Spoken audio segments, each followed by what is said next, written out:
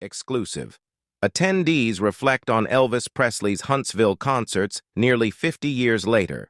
Huntsville, Allah. WHNT. Nearly 50 years after Elvis Presley's sold-out concerts in Huntsville, those who got to witness the king of rock and roll at the height of his career returned to the Braun Center, VBC, Saturday. In the spring of 1975, the legendary Elvis Presley would perform 5 consecutive shows at what was then known as the Braun Civic Center in downtown Huntsville. It was 5 of the best shows that I'd ever seen him do, said George Hill, a photographer who shot Presley's moments on stage. Hill, along with Keith Alverson, photographed Presley at several of his concerts, but their favorite was the king of rock and roll's unforgettable performances in the Rocket City.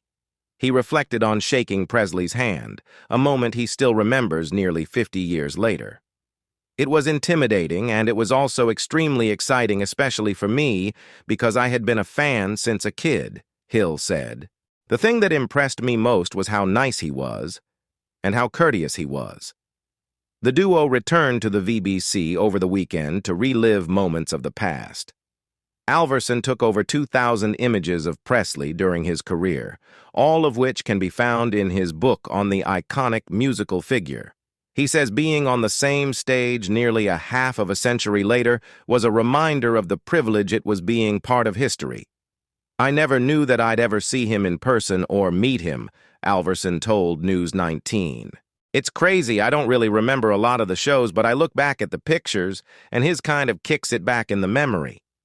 Alverson would later go on to marry his wife, Marcia. The two had no idea they attended Presley's concerts in Huntsville, just feet away from each other.